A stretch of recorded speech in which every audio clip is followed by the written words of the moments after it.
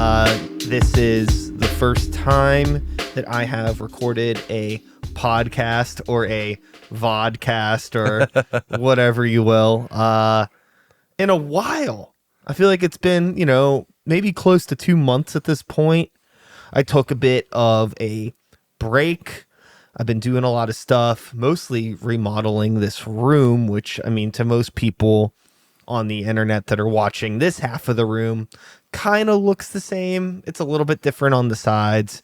You may notice that behind my guest, which today is Branden Bonner, by the way, make some noise for the internet. Hey, how's it going, everyone? There's now some action figures that you can't see all of them, but you can see some of them back there. Yeah, I will say the most notable one is whenever the camera's on Brian, you'll see Elvira just chilling in the background. Super important. There's Elvira. Super important feature right there. Yeah, some may remember the Elvira cardboard cutout from when I was in my previous studio, but she didn't make her way down here until just now. I feel like we got to get a spotlight for Elvira specifically. Absolutely. It's a little in the shadows, but like I said, this is the first time that I have recorded an episode in here since I literally ripped this whole studio apart and rewired everything. The computers are on the other side of the room and we're wirelessly doing stuff. It's very silly, but it seems to be working. And I want to thank you, Branden, for being today's guinea pig of sorts to come by and chat with me, make sure all this is working, and just catch up on some homie type stuff. It's been a while since I've really seen you, which is kind of a lie because you were kind enough to come out last night to see Normal Creatures at the Green Beacon. That was a great show. But not just us. There was plenty of bands that played. But thank you for being there. Absolutely, yeah. There were a lot of my friends that were in bands that were just playing that night. Constant Hell being one, Wind Chimes being another. Obviously, you guys in Normal Creatures, as well as Star Viper.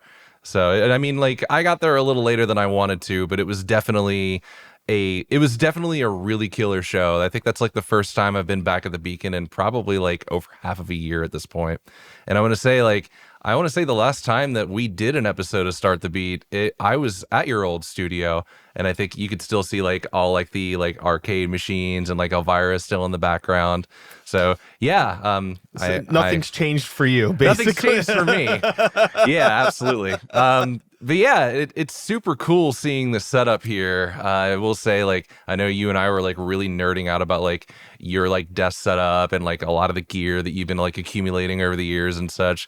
So that's definitely one thing I've really kind of appreciated about being friends with you over the years, is just kind of seeing your arsenal of gear and how diverse of a setup you've been trying to keep, or you've been trying to upgrade to throughout the years. It's really been kind of awesome to see your journey in that respect. Well, thank you. I think that it's really interesting how my needs have changed over the years based on the types of projects that I'm trying to do and what I'm trying to really there's really not much more to say other than that, the projects that I'm trying to do. And I guess how many different things I'm trying to do on one setup. I've gone from, having setups specifically just for recording hip hop stuff, and then a completely different setup for podcast stuff. And totally, now I'm back on, it's all in the same place and all in the same room. This whole other half of the room is my recording studio stuff, which is still in the middle of being built. Gonna put a vocal booth in the corner and all that stuff, totally, and do all that jazz, but just building. And then hopefully I'll actually make some music in that journey instead of just consistently upgrading and changing my setup and being so busy with cable management to actually think about song composition. Yeah, the joys of being a modern content creator in 2024, man. It's you think you have everything set up the way that you want it to going into it, and then you do 1 or 2 sessions, you do 1 or 2 streams, or you create 1 or 2 videos, and then you're damn, I really wish I would have fixed this, or I would have done this differently. And then you just bury down into the rabbit hole of all right, I got to fix this, I got to change this thing out, I got to make this work a bit better, and the process just never stops. No, it doesn't. Honestly, before, you getting here, today was the first day that I actually turned on all the cameras and set up the lights, and I'm adjusting the ISO on all the cameras because everything's different now. Mm-hmm. And, you know, I'm already making notes like, okay, like I didn't even think about using the mirroring on the iPad until like 10 minutes before you showed up. So I'm like, cool. I'm glad this is working. Good idea. Originally, how I was going to do this, and I apologize in advance for anyone listening, but this is going to be like a really fucking nerdy episode. Yeah, like, it's going to be like will. really fucking nerdy. So like I'm recording the audio on one computer and my video on another computer. Some may also take this as a crash course in maybe how to record a podcast or record content or anything. Yeah, like that. spoiler alert. Brian and I are kind of like huge tech nerds, so apologies in advance for that. Yes. So originally what I was going to do for the Mac setup, so I could monitor to make sure it was recording, because that computer is not only on the other side of the room, but it's actually facing away from me. Yep. So my idea was to just do a second HDMI out into OBS as a separate source. Yep. So I could just like basically see it like Monitor as a window here, and monitor it on OBS, which would have been fine, but it would require, you know, just more cables, more cable running, and also more processing power on the computer, because I'm running more shit into it. Yep. Because like that, my video computer does have a Camlink card in it, so I have 4 HDMI inputs on that card. Mm-hmm. But it's still not a great computer. It's fine, but now I'm actually, because originally I used to run all of my cameras directly into the computer. Mm-hmm. So each camera was set up as a different scene, and I would just have to switch between the scenes. But now I have all of the cameras running into this video mixer. Yeah, that and seems then I'm just really so handy. I can control, you know, everything from here. Like, hey, you know, if anybody ever sees me like fiddling around down here, I'm not like, you know, just fidgeting. I'm actually switching the cameras. Yep. And then I'm just sending one HDMI line out into the computer. Super convenient. And it's a lot cleaner.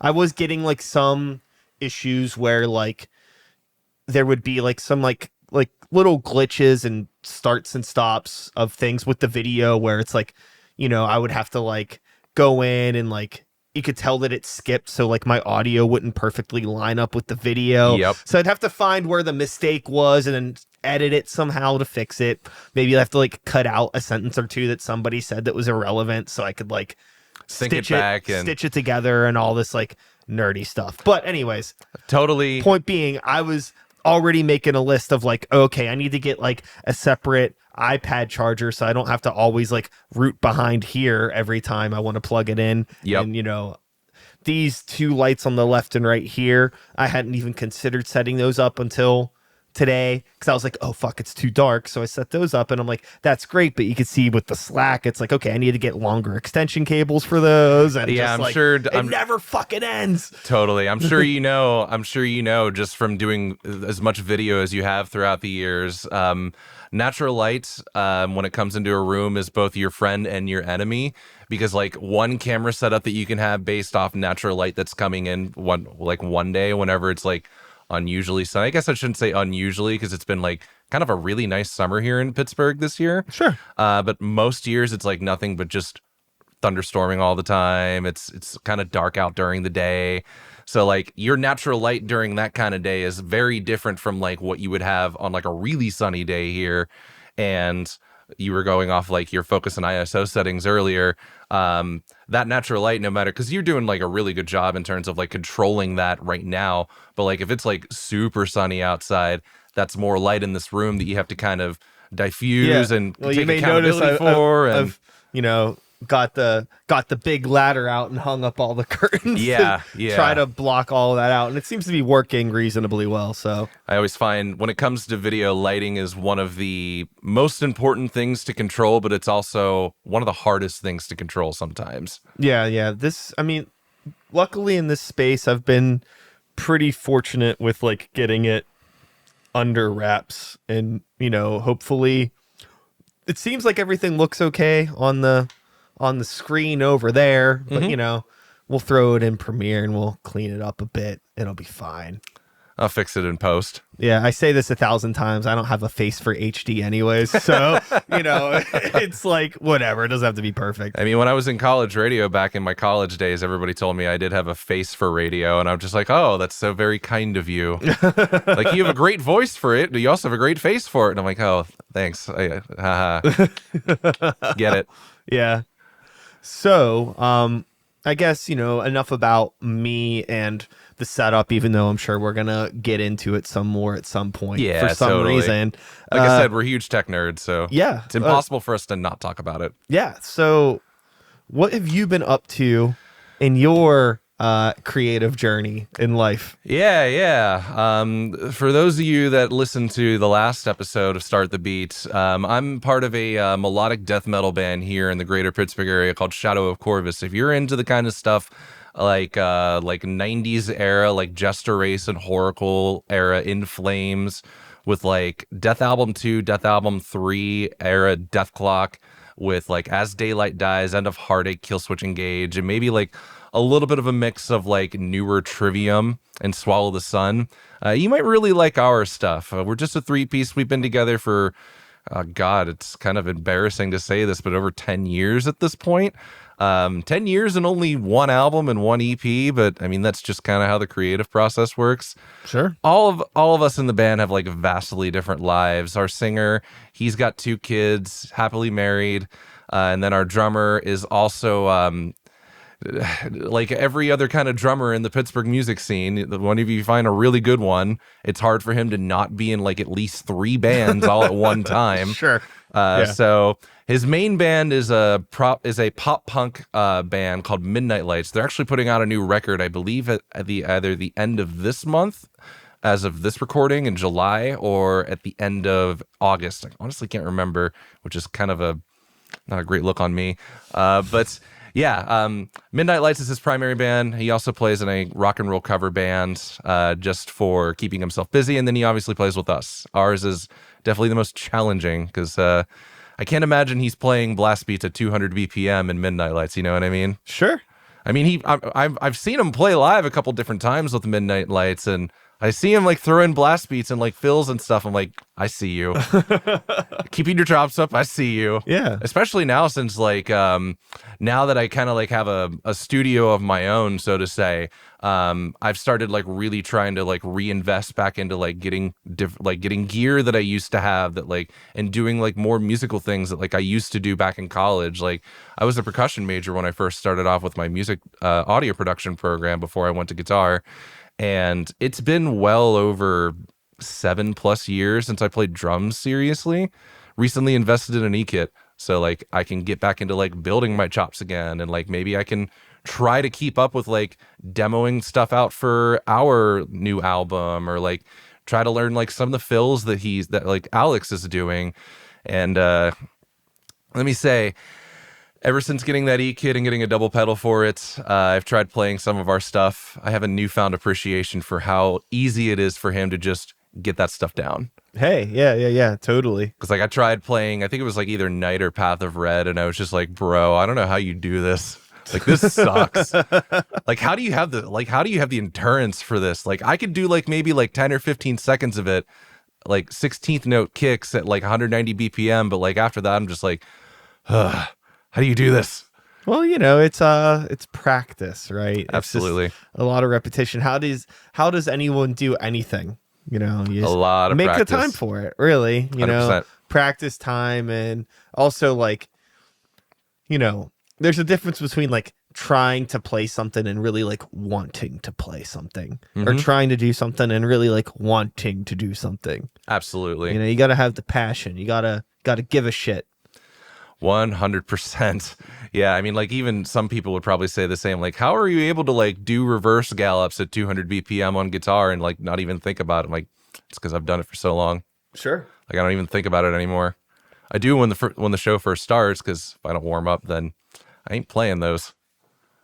Yeah. With the e-kit that you got, did you like invest in like one of those fucking like ridiculous ones, or just get like a No, a modest one? It's more like the entry level like Roland e-kit series. Cool. So like still has like the velocity sensitive like pads on it and everything, but I didn't want to go like over the top in terms of like getting like the really nice V drum kits that are like $2,000 and stuff like that.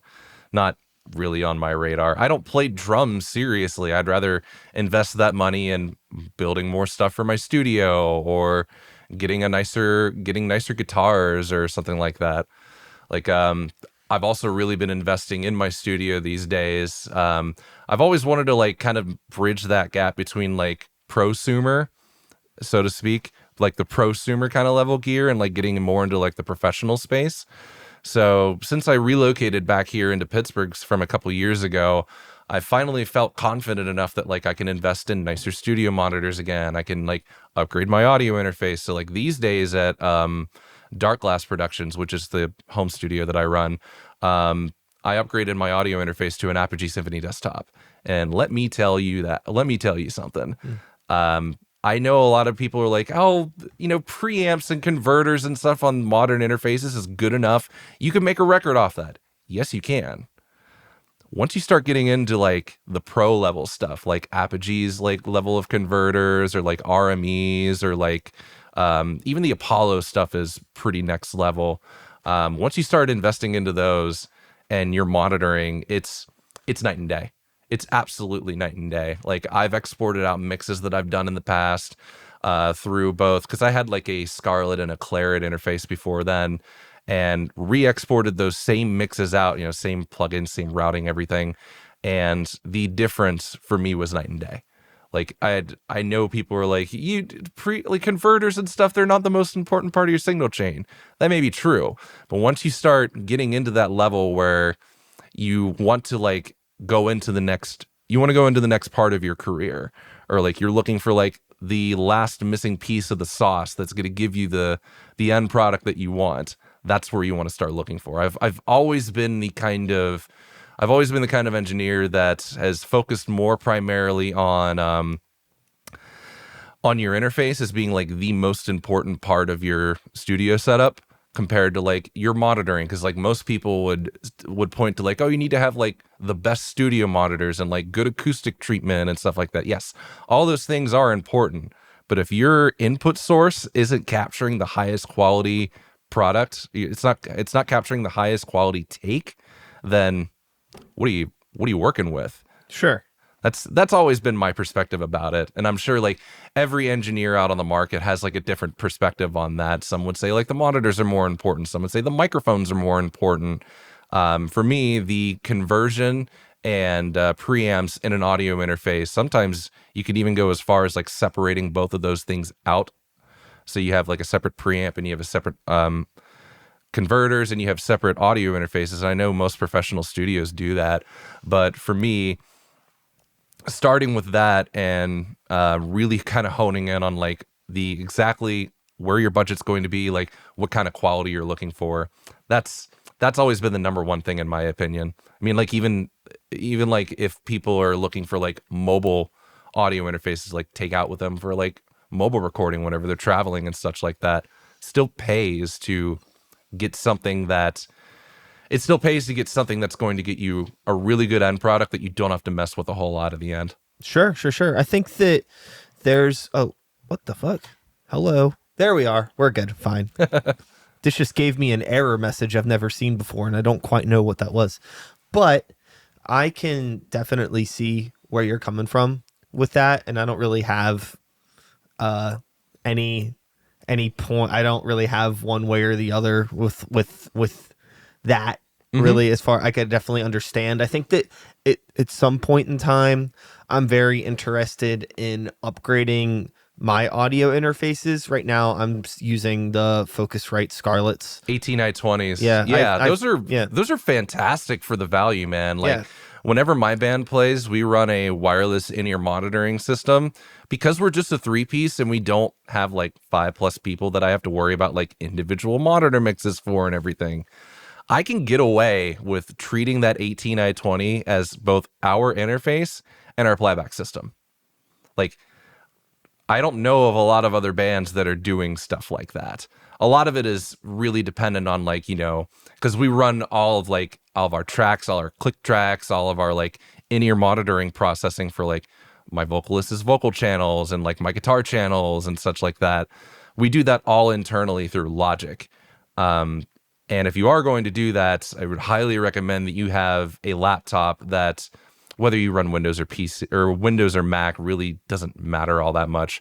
You just have to make sure that like you have a good enough processor, enough RAM to run all this stuff in real time, that it isn't going to like stutter out on you in the middle of the show. Like you're running things on SSDs so that, you know, if like someone brings an amp on stage, this happened to me once, where like I was running our session for a show that we were playing off of an external hard drive, and my rack was so close to my amp that the sheer volume from that amp was vibrating my laptop, disconnected the hard drive throughout. Wow. And it no.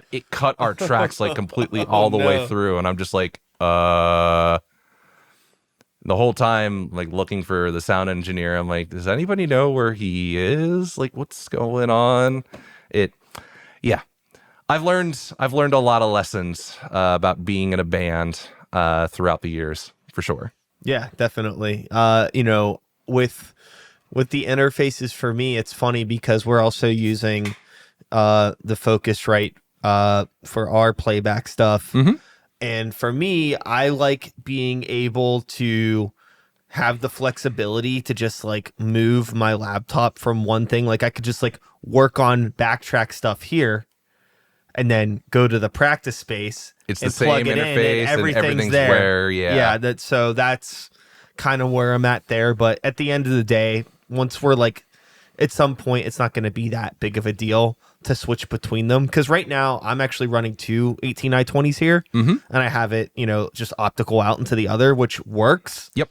But like, I'd rather just have like one piece of gear that could do all that. Yeah, I get that. But you know. And speaking on the 18i20, like I said, for a live application, especially if you're using it for like monitoring, the preamps on that are fantastic. Like for that kind of a scenario, you really don't need anything better than that. Like, sure, like bigger bands are going to want to go for something like, you know, like a Behringer X32 or a Midas X32 or M32, excuse me, where like the preamps are a lot nicer and you could do a lot more like onboard like signal processing and like have multiple outputs to like do different things with and such like that. Well, that's, yeah, because like we're actually, for the Creature setup, so I'm using all of the outputs on the 18i20, Mm-hmm. and it's all going into a QSC Touch Mix 16. That's a great mixer, So, especially for the size of it. So basically all of our backtracks, like all of the like backing synth, backing guitars, backing vocals, external drums, they're all on individual channels going into the Touch Mix. And then everybody has their own individual mix that they can control with the Touch Mix app.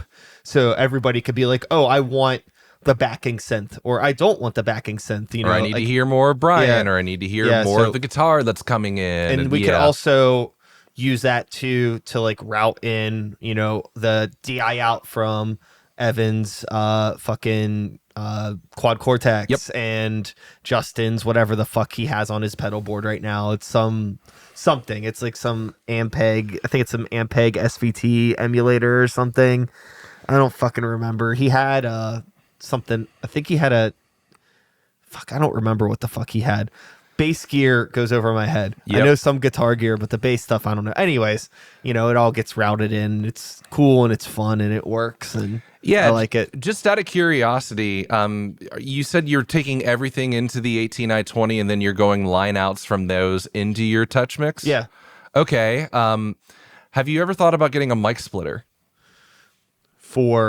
Well, we use mic splitters for the microphones for sure. Okay, so your signal chain for that is that you plug all your mics into that splitter. One end goes to your Touch Mix, the other end just goes to front of house. Yeah. Okay.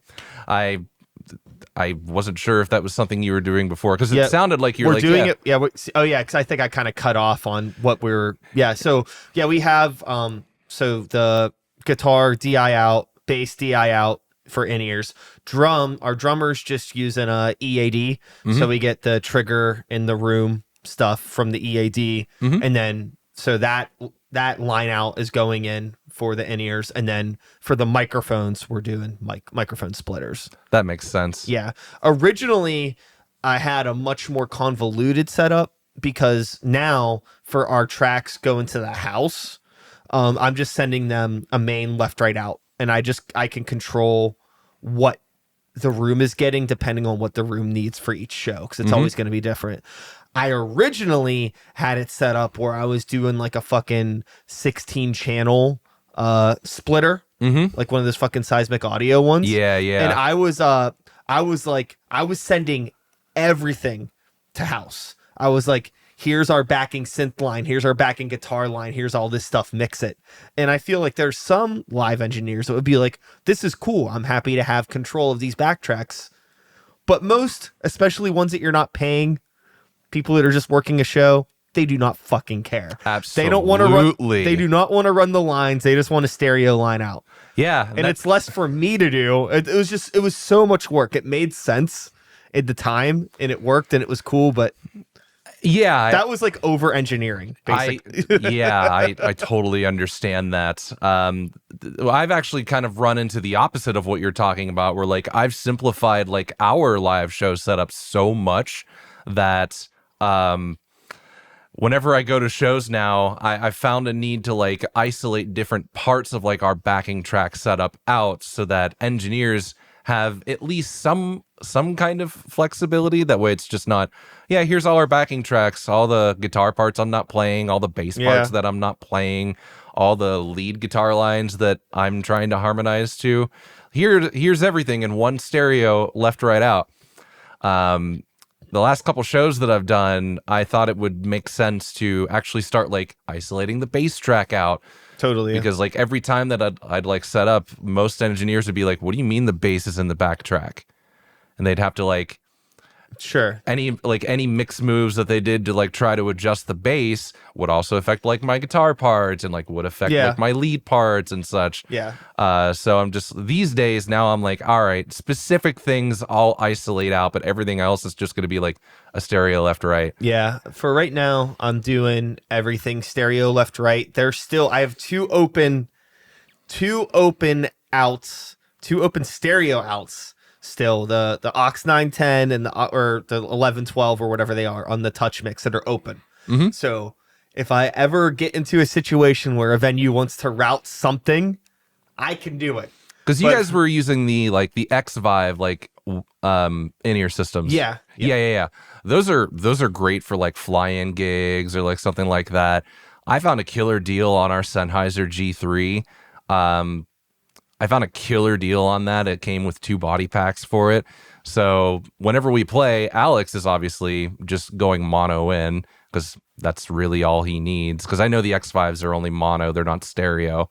But because I have the outs on our Scarlett for it, and the Sennheiser can take a stereo signal for it, Cameron and I are running stereo. And it's amazing during a show because I can actually go into Logic and like on my guitar, like my guitar input line to like monitor like my guitar signal. I can actually go in and like program like panning automation and like volume automation and stuff for that. That's just going to my ears. It's not going to front of house. So that like whenever a lead guitar harmony line comes in, I could pan it to how it's panned on the record and actually feel like I'm like really in the moment. Yeah. And like my guitar will be on the left, the harmonized one will be on the right, and I'm just like, bro, this rules.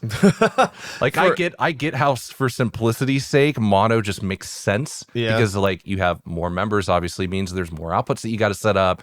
Not everybody can go stereo because you don't have enough outputs, yada yada.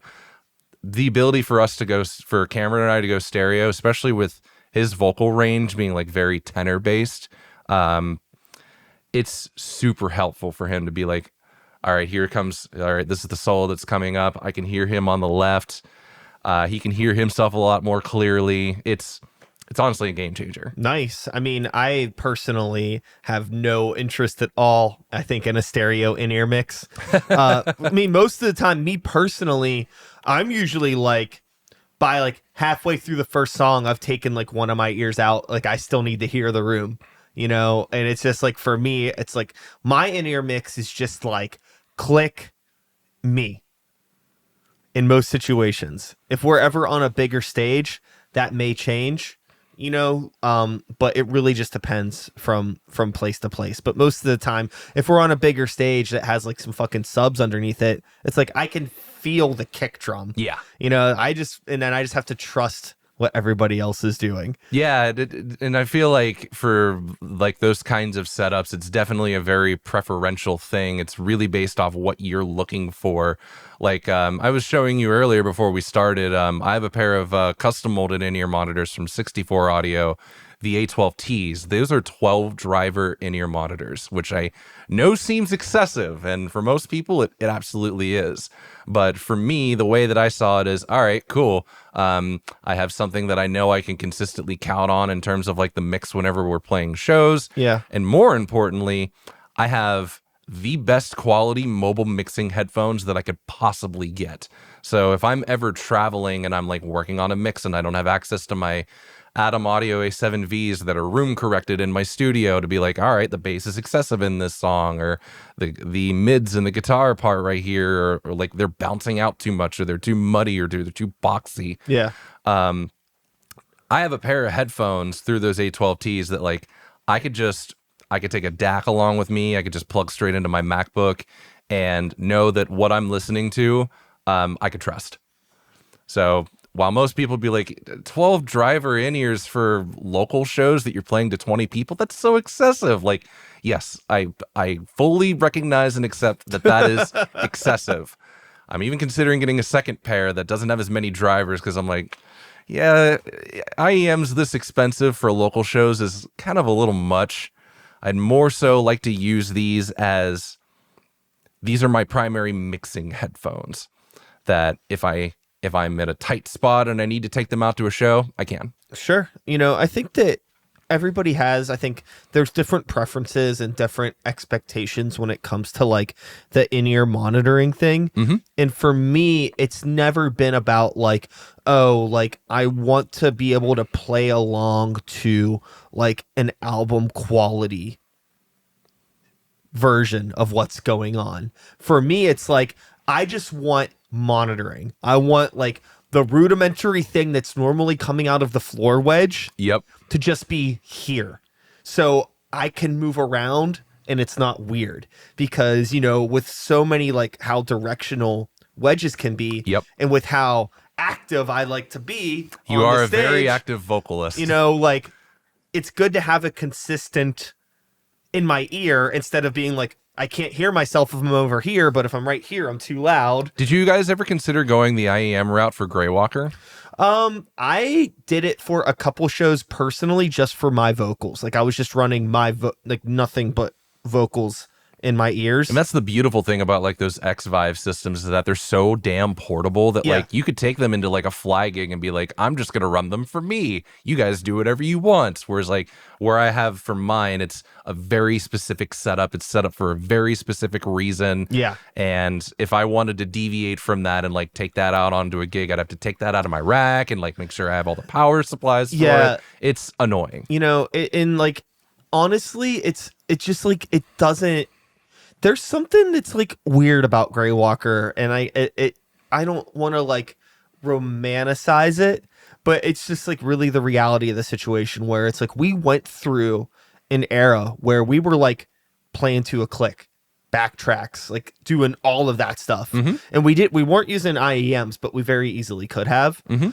But it just like sucked. It like pulled all the life out of the band. And I feel like understand I feel like we work best just being like, just set it up, turn it on. Dudes in a room, just jamming. That's just what it is. And when I was playing Greywalker shows with the in-ears, it was like, I get lost almost. It's nice that I can hear myself, but now it's like, I can't move around as much because it's like, I got this pack on me and the wire and like, I'm going to rip it out. And it's just like, Cameron's very much the kind of vocalist that like in every show he's like, don't cheap out on your ears, guys. Like I've broken like 6 of them. And I'm just like, figure out a better way to not break your shit, dude. Yeah. So, that's really where that is as far as Grey Walker goes. Yeah, and I will attest to that. Like, especially the last couple times that I've seen you guys play, you are very much a group of dudes that get in a room, crank your amps up to 10, and just fucking riff. I'm allowed to swear, I'd imagine. Okay, cool. Definitely. You guys are very much just the kind of band that shows up on stage, you just fucking riff, and you have a great time. Yeah, it's just easier, like I don't know. It's funny because like there's like it just goes to show where it's just wow, I've never talked out loud before. I'm stuttering a lot. It goes to show the point that I was making before where it's like there is no like one right like interface or one right IEM solution or one right thing for every band. It's about like taking the time to find like what works best for your band. Absolutely. I mean, I can say safely with us going down that route of like backtracks and things like that. We even played a show one time where we didn't have a bass player and we ran all the bass through backtrack. So it's like, and it's like it was weird, but we did it and it was like it worked, it was fine, but it was like that's just not us, but we've also done that for Normal Creatures and it was fine. But it's like some types of music and some styles of music, it just works better. 100%. And like I think it's because like Grey Walker songs were never written with backtracks in mind. It was never like, oh, we're going to be a band that uses backtracks. It's like we're a band that wrote songs and we're like, oh, it would be cool if we tried this. Yeah. Versus like Normal Creatures or probably even Shadow of Corvus, where it's like you go in, it's before you even start writing anything, you're like, oh, I know there's going to be backtracks with like some dramatic fucking violins or some Stranger Things wannabe synthesizer for me. You know what I mean? Like it's like 100%. And like the need for us to do stuff like that, I mean, it is because of the stylistic and like textural needs that we need in our songs, but it's also just out of necessity. Like if it was just a 3-piece, just me on guitar or a vocalist and a drummer with no bass, no rhythm guitar parts, no lead harmonies, no like string parts in some of our songs, no choirs in some of our songs, then people wouldn't be getting the full presentation of what we're trying to convey orally. And so to me, that's why it was important that like we got our setup set up like that for it's been a couple of years since I've set that system up now. But like before we even had that, like it literally was just like I put my laptop down, backtracks were going out of Mixcraft, I think it was running at the time, and Alex would be on the click track. And like the front of house would like send our backtracks to like through floor wedges and we'd make that work.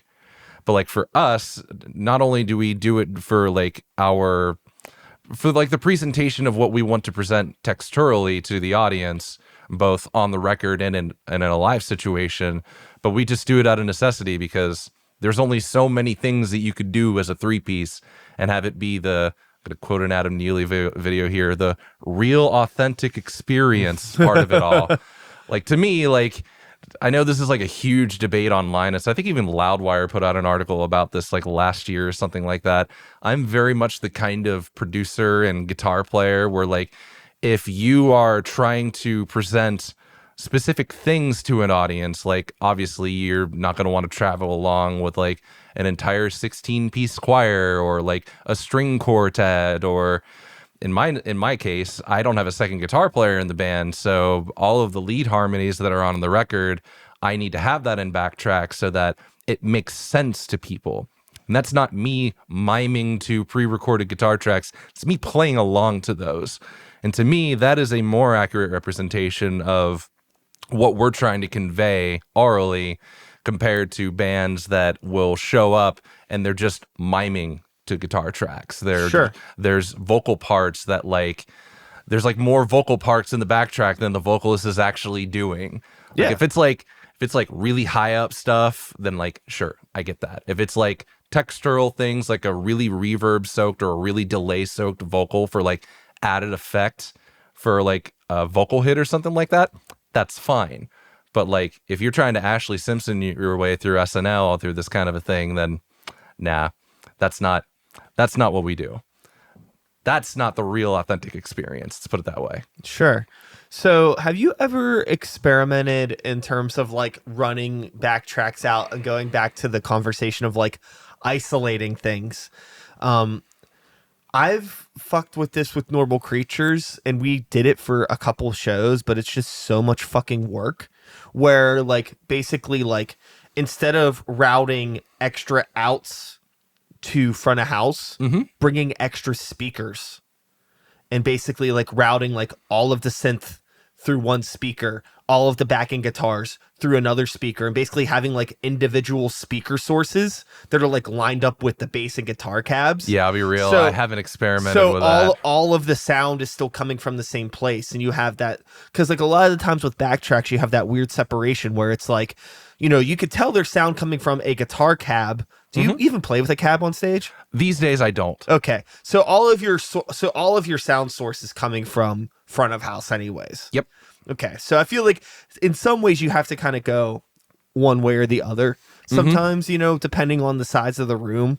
But yeah, that was one thing where like I like went through a phase of like obsessing over like the fact that we have like a live bass player and a live guitar player with sound coming out of cabs, but then we have backtrack stuff that's coming from the PA. Yep. And if you're in a situation where like at Green Beacon last night where it's like the room's kind of small, but you know, like you could obviously there's a big difference between what's coming out of the PA and what's coming out of the bass and guitar in front cab. Of you, yeah. Yeah, it's like how do we balance this? It's like I don't want to have like backing guitars coming out of the PA and then have Evan playing with his guitar cab. Like, you know, the sound is like coming from different places, so it's not even. But you just got to try to like mix it accordingly. But I've experimented. You that's do what the I best you can. That's what I've said is like, you know, for example, like for Shadow of Corvus, like bringing like a fucking bass amp and like running that bass line out like into an amp on stage. I know that's what Periphery does whenever they play live.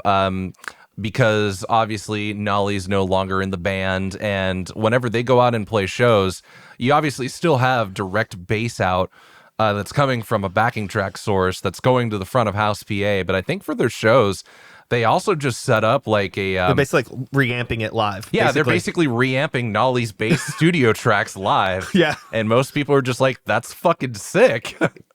Yeah. Yeah, like it's something I haven't experimented with. I used to run a cab on whenever I used to run like a 212 Randall RG100 for shows, and I will say since switching over to my Axe-Fx 2 and just going completely direct since we're all on ears now, I do miss kind of having the feeling of air being moved on stage. I do kind of miss that to the point that like, you know, I would consider like getting like a like what most people with modelers do. They'll get like a power amp section and they'll drive just like a 212 or a 112 on stage so that they can at least still feel air on stage. But the whole reason I got the Axe-Fx in the first place is like I show up for a show, plop the rack down, turn on like two or three things, plug in 2 or 3 things, I'm ready to go. Sure. Got my sounds all programmed, got everything ready to go.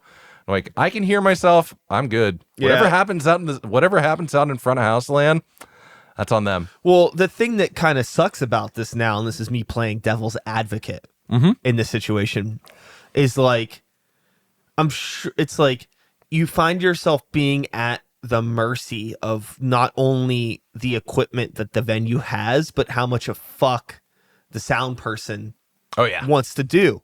And it's like it might sound good in your ears, but also isn't it important to make sure that everybody else is getting the same experience? Yeah, that is still important. I'm not denying that whatsoever. What I am worried about is that I sound good in my ears, and I know that I'm going to give the best performance that I can give in that scenario. Yeah. If it doesn't sound correct out in front of house, then I've essentially wiped that responsibility clean from me. And I don't want to say that sounds selfish. I guess what I'm trying to say is I certainly understand the devil's advocate part that you're trying to present right now.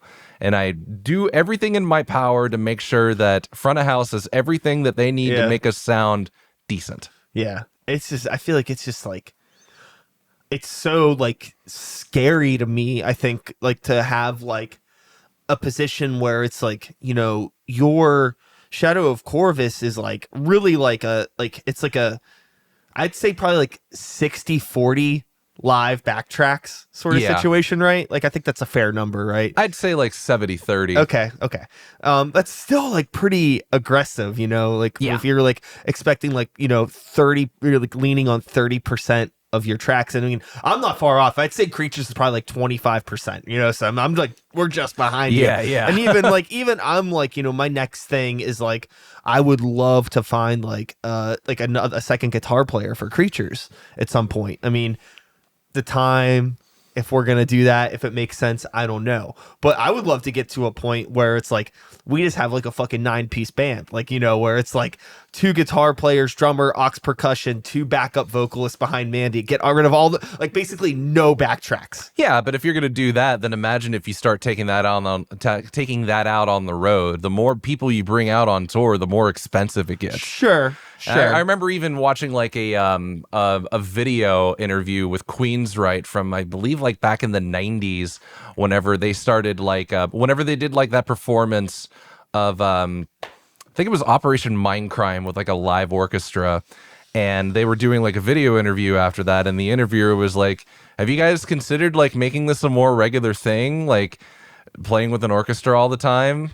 And I remember the singer was just like, well, we'd bring them out on tour if we could fit them in the overhead bins. And I'm like, even in 2024, to this day, that answer still holds up. Sure. Would I love to have a live bass player or a second guitar player on stage with me? Absolutely, because that would make things seem more live and more real. But I understand, like you were saying earlier, the struggles behind that. Finding someone that could keep up with me in terms of guitar playing, someone that could get the bass parts down and kind of transform them into their own thing. Because like that's what our process was whenever we found Alex. I'm like, all right, here's all the drums that I've programmed. Try to beat it. If you can come up with something better, then go for it. I ain't gonna stop you. Yeah. And there are often times that, like, especially since he's like started drumming with us back in 2018 onwards, he'll like throw fills in during like different parts of songs during our set, and I'll be like, fuck, why didn't I think of that? Or like, that sounds so much better. And now it's gotten to the point where like, where we're writing this next full length that we're working on, I'll start programming things, imagining how he would translate it or how he would play it. Totally, yeah. Because I feel like with him bringing his own like kind of different flair and style into our sound, I'm now thinking about like, all right, if I want to present this drum pattern for this song in a specific way that I know he's A, gonna nail, B, make it into something better, and C, sound like Shadow of Corvus, I know I have to kind of program it this way. I can't just go in there and just be like, all right, this song's 200 BPM. You're just going to do straight blast beats for 45 seconds because that's what the song calls for. He'll be like, dude, I can't do that. I'd be like, all right, cool. Then how can I split this out across the kit to make this sound like something Alex would play or something that would still sound like what I'm trying to go for, but it isn't something like the stereotypical joke of like guitarist sends drummer demo. It's like, yeah, I programmed the drums. He listens to it and he's like, sure. What? Yeah. What?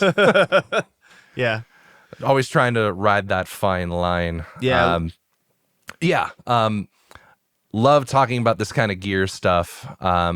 Also would really love to talk about how kind of important it is, especially since you're a fellow audio engineer, how important it is to also focus on genres outside of what you normally work in. Oh, sure. Yeah. Because especially a lot these days, I find myself not even listening to metal like even 10% of the time that I'm awake anymore. Do I still keep up with like what bands are putting out, like what's hot on the market? Of course I do. I just don't focus in and hone in on it as much as I used to. I've kind of become a bit of a hermit on Spotify because like I've gotten into the pattern of making specific genre playlists and just going ham on those. Like the two biggest ones that I've been into as of probably the last couple of years at this point, yikes, are definitely like synth pop, synthwave, as well as like a 90s industrial EBM. Like I remember specifically seeing whenever you were still at your old place, that you had a copy of Priest's New Flesh on vinyl. And I'm just like, bro, you like Priest? Yeah. Like, I would have never expected that from you. Like, I love Priest. If you ever get a chance to see them, you have to. Yeah, I would love to. Yeah, they are fantastic live. Another kind of band that focuses heavily on backing tracks and like its whole presentation, but like for that kind of genre, that makes more sense. Sure. It's definitely a lot more electronic forward instead of more like live elements. But like they do their best to like bring in as much live feeling into that show as they can. So it isn't just like it isn't just Mercury up there just singing to a bunch of backing tracks. Like that's only engaging to a certain extent. But yeah, I definitely wanted to get your perspective on how important it is, especially for besides musicians, but also audio engineers, to not really kind of like, as important as it is to like really hone in and specialize on like one thing that you're really good at, how important it is to also focus in and kind of lean into different genres outside of what you're comfortable with. I think that when I was first getting into recording music and all of that, it was... Can you even remember when you started? I would say it's probably like 2003. See, you got a lot more years on me. And you know, it was, you know, on a Windows 98 IBM tower. The software I was using was Magix Audio Studio Deluxe 7. That sounds like it's got all the sauce. Oh yes, it's pretty cool. But I mean, it was a working DAW. You know, I mean, it worked. And around that time, you know, we weren't in the ecosystem that we are now. You know what I mean? It's so easy and so accessible, and you have so many options. Yeah, and there's a lot more people that are doing it. So you know, I would meet other people that, you know, they would come to like work with me, or I would hear stuff that people were recording that like were in my circle with other people. They'd go to other people. And to your point, the thing that I would hear a lot is like, you could tell a lot of like hip hop artists that I was working with, when I would hear that they recorded something with somebody else, it could be like, oh, this was recorded by somebody that has only listened to and recorded rock bands. Yep. You know, just with like the techniques and like, you know, vocal delays and like just like the way the room sound. It's like I could tell that it's like, this is recorded well, but it's not recorded for what the song needs. 100%. You know, like it's kind of very similar to like tattoos in a way, where like, you know, there's artists that are good at doing, you know, sometimes they're good at doing different types of things, but most of the time, if you know somebody that's like really good at doing like a hyper animated style, you might not go to them and be like, I want like a realistic portrait. It's like, you know, not that you can't give me, not that you don't do good tattoos.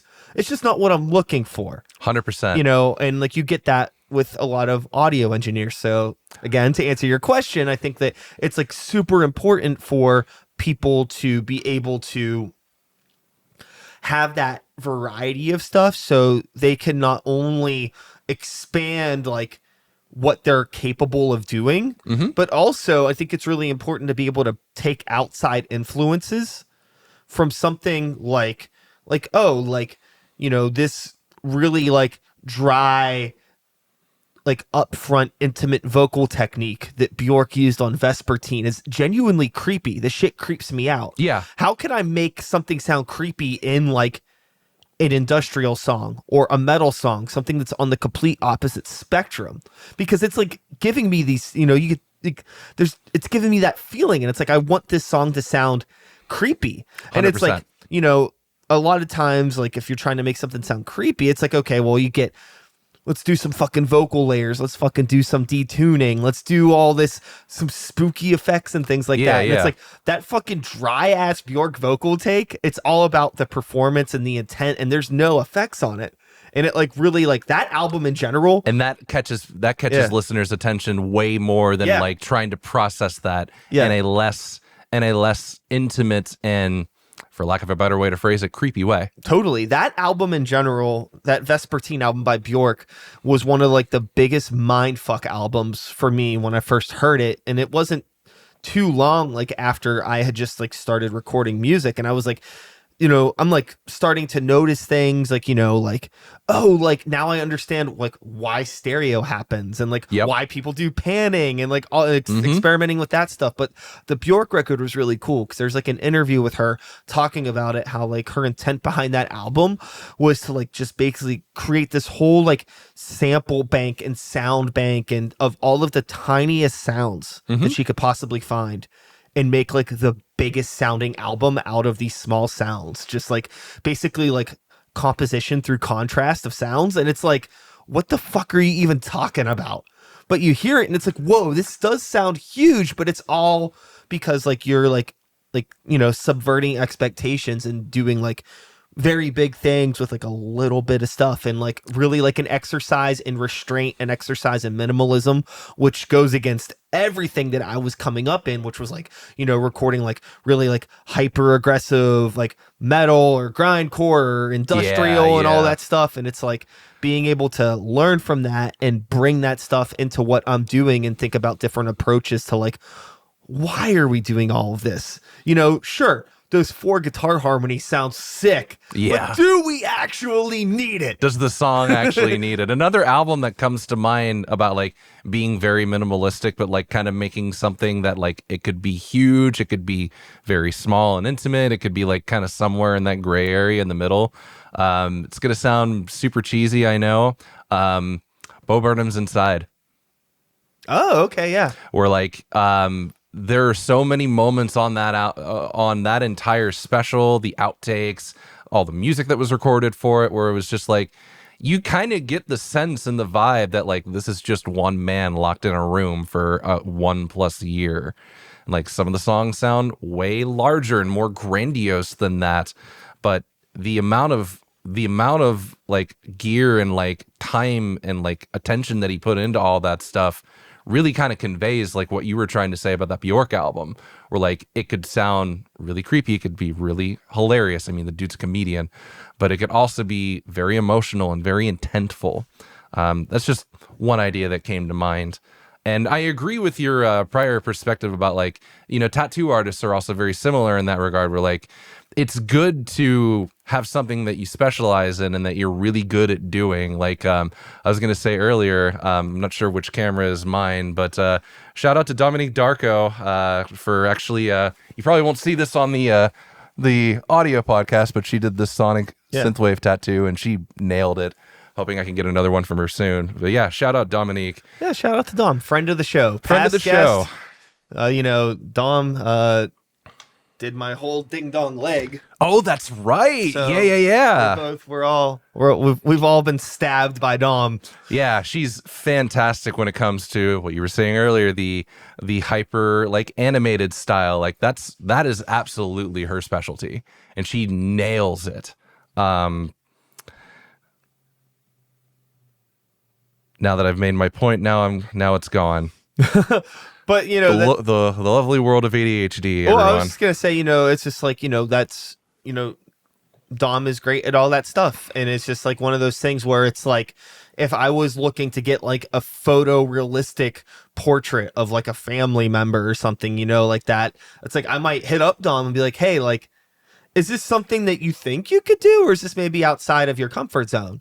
Maybe have that conversation, or maybe just go to somebody else that is like more trained to do that. Cause I don't know, you never know. Absolutely. Maybe that is something that you're like, fuck yeah, here's some stuff that I've done, and be like, oh shit, I didn't know, but also it could just be like, hey, that's outside of my world. And I think it's important, as like whatever you specialize in your field, to like have those conversations with people too, because going back to like the stuff where I was talking about, where it's like, obvious like people that had never recorded recording hip-hop. It's like if somebody were to come to me and be like, hey, I want to record this thing, like say like I never recorded a rap song or a jazz song, I would be like, look, like I would love to work with you, and like sure, the money would be nice too, it's nice to get paid for my work, but I feel like I'm doing you a disservice by offering to do this for you when I know there's somebody else out there that can do what you need better. Yeah. So it's just a matter of like, I almost feel like,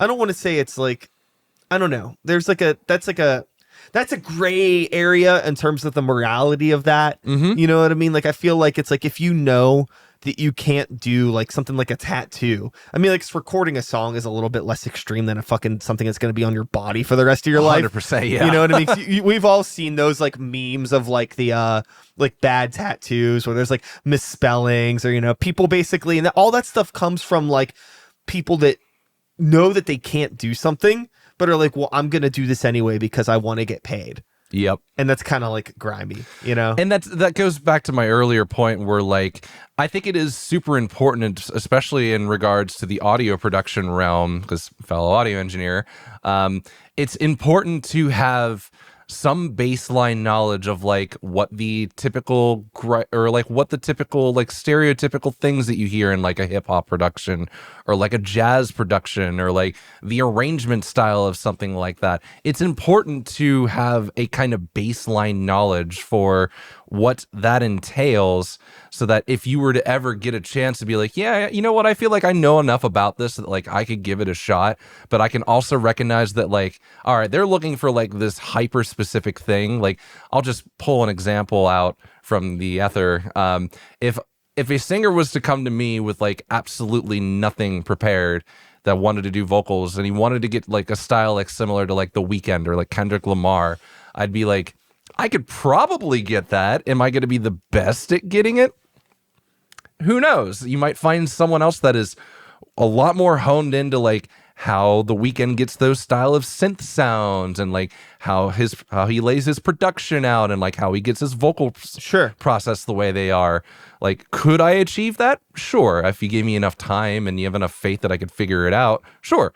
But I'm familiar enough with the like kind of stylistic choices that like The Weeknd has in his music that if someone was to come up and be like, I want to sound like that, can you help me sound like that?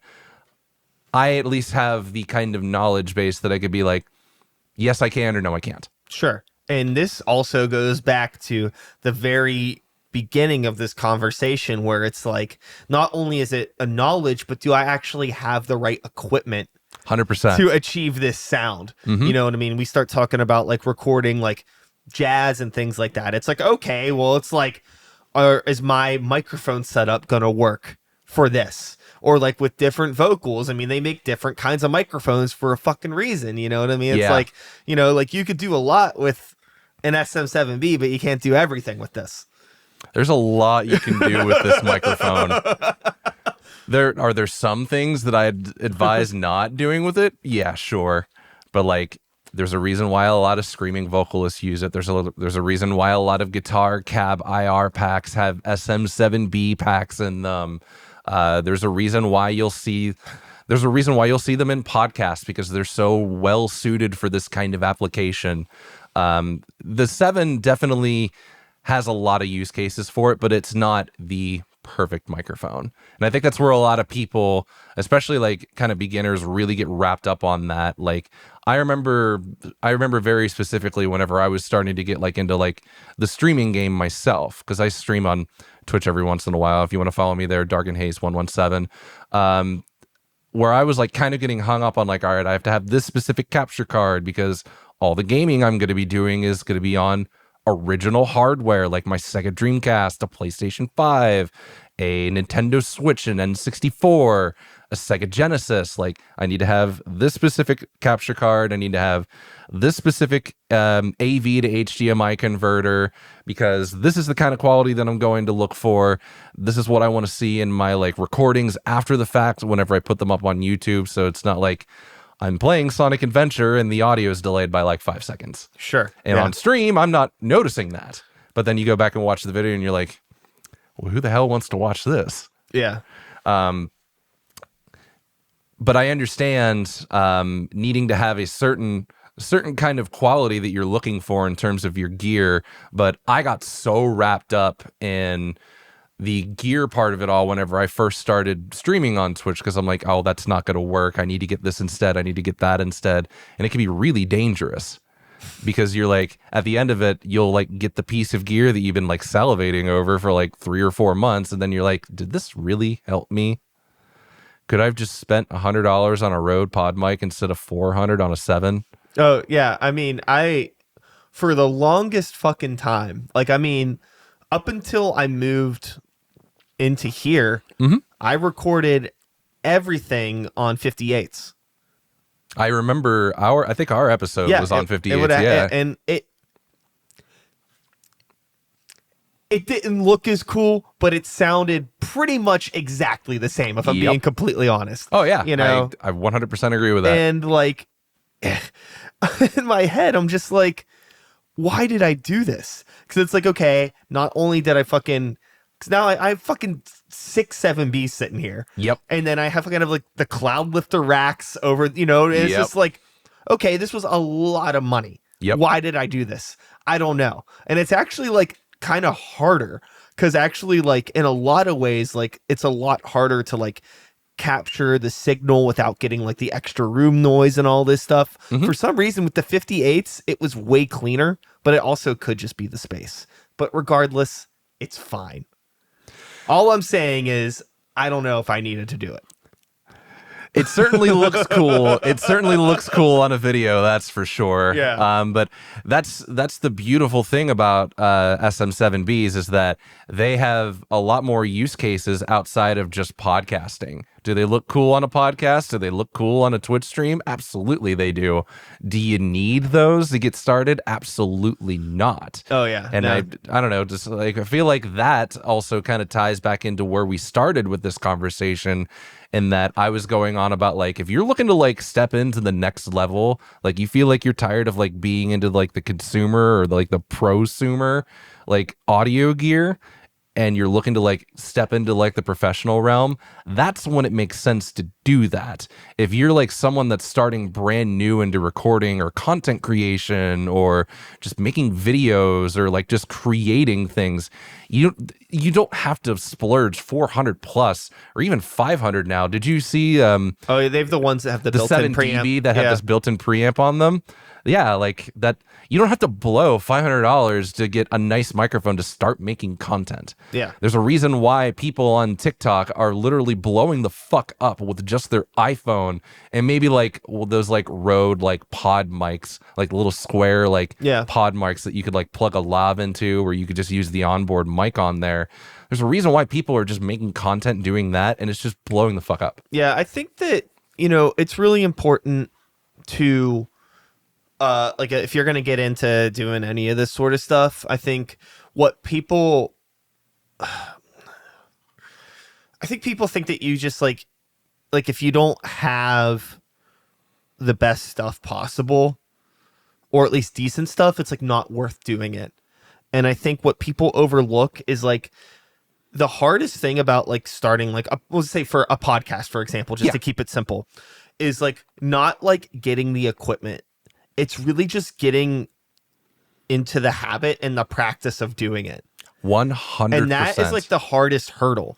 You know, like when I started doing the podcast, it's like I just had like one condenser mic that I put on a table in between. And that's how I did it. I've literally edited podcasts that were like that you too. Know, and it was like, okay. And I did that for like, you know, like 50 something episodes. Enough where it got to the point where it was like, oh, I'm starting to, you know, like, I'm going to do this. I like doing this. I'm in a schedule. Let me at least just get like a second microphone, you know, and then it upgraded from there. Just slowly built it as I got more comfortable and as I needed it, instead of just trying to like come out like swinging dick big as hell. Yeah. You know, going off of like I've edited a lot of podcasts where it was just like one condenser or even just like one USB, like Blue Yeti, like sat on a table between two people. That's really all you need to get started in 24. Did the engineer in the back of my head get bothered by the fact that like I had so much cleanup I had to do to make it sound like an actual podcast and not just one microphone between two people in like a really reverb soaked room and not make it sound good? Yeah, that bothered the crap out of me. But at the end of the day, I'm like, kudos to you for doing this. because that is the hardest hurdle. And I think that's where a lot of people will get wrapped up, like you were saying earlier, is people will spend more time being like, oh, I need to spend X amount to get the gear that I need to make the content that I want. It's not true at all. You can make any content that you want to. The hardest hurdle is just not only selling yourself on the idea, but executing on it. And I am a huge victim of this. Like, Shadow of Corvus is working on new content, but like, we put out our full length 3 years ago. And I mean, I'm not afraid to admit that, like, because all of us have different lives, we only have like 3 demos done so far. I mean, like, there's hundreds of demos that are like just sitting in the ether waiting to get worked on, but like, we haven't like spent as much time onto it as we probably, I shouldn't say should, but we haven't spent as much time as we could have trying to develop those yet. Sure, yeah. And that's just, it's a schedule thing, but it's also just like when is it going to feel right to do this kind of a thing? If you want to make content, you want to get into doing something like this, then, I mean, the biggest hurdle is you at the end of the day. Sure. At least that's how I feel. But yeah, on the idea of pro gear, only made sense for me to go for like the Apogee interface that I have and like the Atoms that I have and like stuff like that, because for me, I was looking for that next step. I feel like I utilized all of the capabilities of the gear that I had at the time that I'm like, I'm ready to step up. Hell yeah. That's at least where I am on that. Yeah. Well, I am going to regrettably need to cut our conversation here soon enough. We've been going for well over an hour anyways. I was going to say, kind of like a last thing that we could do is social plugs, yada. Yeah. But also just like maybe spend a couple of minutes talking about like some music recs. Oh my gosh. Keep it short, because I know we were talking about like how it's important to kind of be aware of like other trends and stuff that are going on in different genres. Really interested to hear in like kind of what you've been listening to recently. Gorguts, Considered Dead, 1991. It's the only death metal album you ever need to listen to. No, I'm joking. There's plenty of other stuff. That's honestly my relationship with keeping up with new music is really tumultuous. It's like I don't seek out new stuff anymore. I hear a lot of stuff, a lot of modern heavy music. To me, there's like 2 camps, you know, either it sounds like overly sanitized and it's just really not for me. I understand the appeal of it, you know what I mean? Like, but it's just not for me. Or like there's stuff that sounds less sanitized, but it also just sounds like, you know, kind of rehashed versions of shit that I listened to when I was in high school. Yep. And that's just a product of me being old, and I've finally gotten here. You know, I'm inching closer to 40 every single day. I got some time still. I just turned 31 this year, so okay, I kind of relate. So, you know, and it's just like, I think it's just like a byproduct of like, you know, it's not that I need bands to do something new. I'm not always expecting people to do stuff new, and I understand that like people pull inspiration from the past and trends come in cycles and different waves and things like that. I think I've just personally reached a point in my life where it's like, have I finally gotten here where it's like, I know what I'm going to listen to and this is all I'm going to listen to, and that's it. Mm-hmm. I don't know, but there hasn't been too much new stuff that I've heard, at least that I could think of like off the top of my head, outside of like bands that I've been listening to since high school. It's like, sure, like, you know, I still love bands like, if I'm going to talk about like heavy music, you know, like Opeth, Gojira, good stuff. Oh, yeah. I like those bands. Catatonia, love that band. Hell yeah. But it's like, that's all stuff that I've been listening to since, you know, I couldn't buy a pack of cigarettes. Yeah. But I've never bought a pack of cigarettes in my life. I was like, okay, what? A nudie magazine. That'd be better. Yeah, okay. I've also never bought a nudie magazine. You are a gentleman and a scholar. Well, no, I just grew up in a time where the internet was a thing. Yeah, me too. Being the younger one in the room for sure, yeah. So, but yeah, I mean, I really wish that I had an answer, you know, like there is like, you know, stuff that exists, you know, in like Because you were doing the new metal party for a while. I'd imagine there's probably some stuff in like that kind of genre that you've been like kind of regulating maybe, or any kind of like industrial or like synthwave or like nothing new. You know what I mean? Like, I will listen to fucking, I'll listen to like Knights of Reb or fucking Skinny Puppy or, and like, but dude, like new stuff, like, I don't know. To be fair, a lot of what I've been listening to also hasn't been like new either. Yeah. It's been like stuff that's like been rooted in the 90s. Like I was going off about like synthwave and like industrial stuff. Like a lot of stuff I'm frequenting these days is like 90s era, Assemblage 23, Frontline Assembly, Priest, obviously. Yeah. I've been really getting into this German industrial group called Neurotic Fish. If you've ever heard of them. No. Oh my God. I'll have to send you over an album that I've been frequenting. They put out a new one this year called The Demystification of the Human Heart that is really, really good. But the one that like caught my attention from them was an album called Gelb. Really kind of introspective. It's really kind of emotion driven. But it's like what you would imagine like German industrial to sound like. And on the synthwave side, really have to kind of give credit to both Gunship and the Midnight for really getting me into those genres. I have an entire Spotify playlist that's like 45 plus hours of just nothing but just like synth pop and synth wave, and it's like what I frequent most these days outside of metal. It's so funny, it's just like I'm sure that like if I fucking I do have my phone here. Let's do this real quick. We have some time. There's no, oh, that's interesting. I just got a text message confirmation from my girlfriend, shout outs to Grace, that apparently Biden has dropped out of the race. No! Are you kidding? That's what she just said. Wow, Biden dropped out. That's insane.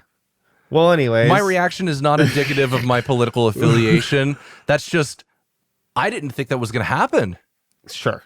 Yeah, that's a little... okay. Well, let's talk about music while we can. Yes, please, and thank you. We're not here to talk about politics. Yeah. Okay, so I don't know if you listen to Drug Church at all. I've heard of them. They're a newer band that I really like. Okay. They're more, I would say they're probably centered as a like punk band, but like punk, they're kind of a pop punk band, but not really, kind of a rock band, not really. They're just a good rock band. We'll just call them a rock band. Yeah. But I do like Drug Church quite a bit. The newest Catatonia album I've been fucking with a lot. Yeah, I've heard really good things about that. Been listening to a lot of KMFDM recently. They're also really good. There's a band called Bent Knee that I really Love like. Bent Knee. Been listening to a lot of Acid Witch because of my girlfriend. She fucks with Acid Witch. Yeah, they're funny. It's good stuff. So as you can see, it's kind of a medley. Front 242, a lot of Charlie XCX. Randomly some Elvis Presley in here. I don't know why that happened. That's good. But hey, it's always a mix of things. Yeah, a lot of what I've been listening to is like I've also really been getting into, because like another big thing for me is like video game soundtracks. I'm always going to have a love and appreciation for especially video game music, like the Final Fantasy franchise, the Kingdom Hearts franchise, especially. That stuff is to die for in terms of music. Obviously, I'm a big Sonic guy. If anybody knows me personally, I'm a huge Sonic nerd.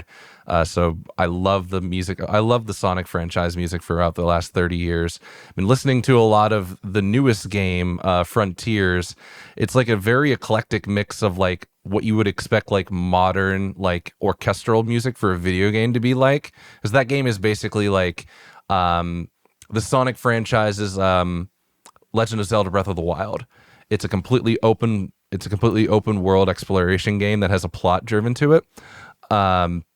But what's cool about it is that outside of just I don't want to say generic, outside of the insanely epic orchestral music from it, the boss fights in it are just straight up heavy metal. And they even got Kellen Quinn from Sleeping in Sirens to do the vocals for all of them. Oh, wow. And it is, I'm going to have to send a couple your way. It is amazing. It's like you put on like the theme from like the Wyvern battle, like the second boss fight in the game, and you're just like, you bop your head to it and you're like, how in the fuck is this Sonic music? Like, this didn't have to go so hard.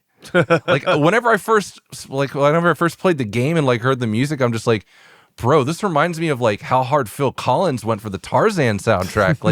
Like what is going on? Yeah. Yeah. But like that kind of stuff, a lot of Assemblage 23, a lot of the Midnights, a lot of Gunship. That's kind of what I've been stuck in the last couple of years.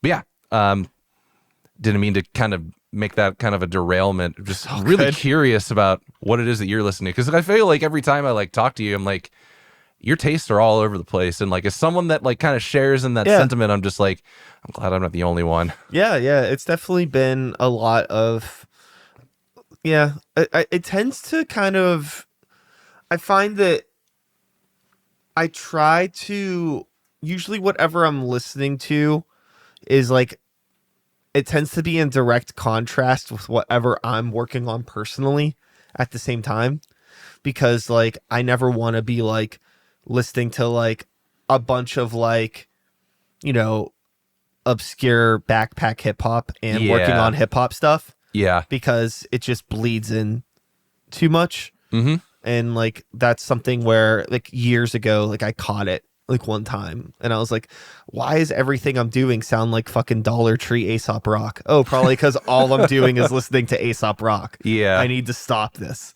you know? So totally get that. Well, hey man, I really appreciate you having me on. It's always a pleasure being on the podcast and just getting to chat with another friend. Of course, Brandon. Totally. We could probably just end this with a like I can shout out like some of my socials. You could follow me on Instagram anywhere at Branden Bonner with an E, not an O. And if you want to follow me on Twitch or on YouTube, I do make some content there at Dark and Haze 117. And then if you want to follow along with what I got going on for Shadow of Corvus, you could find us pretty much on any social platform at Shadow of Corvus. Again, if you're into stuff like In Flames, Mastodon, Modern Trivium, Death Clock especially, I'm a huge Death Clock fan.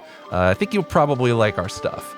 Hell yeah. And that is all, folks. Thanks so much for being here. One more time, Brandon, thank you so much for coming on the show. Thanks for having me again, digital man. Applause here. Sure, I'll add it on that. I'll be back again, not next week. I don't have any other fucking episodes scheduled right now. I feel honored. But I'm going to be scheduling again soon. So, but I'll be back soon enough. Normally I say same time, same place, same channel. So it would be not the same time, but it will be the same place. It will definitely be the same and it'll place. be the same channel. So whenever that happens, I do not know. But regardless of any variables that may be, I am still Brian Sykes Howe. This is still Start the Beat. The year is still 2024, and you could still take care of yourselves, take care of the people around you, and that has been a podcast. Peace out. Later. We did it. Hell yeah.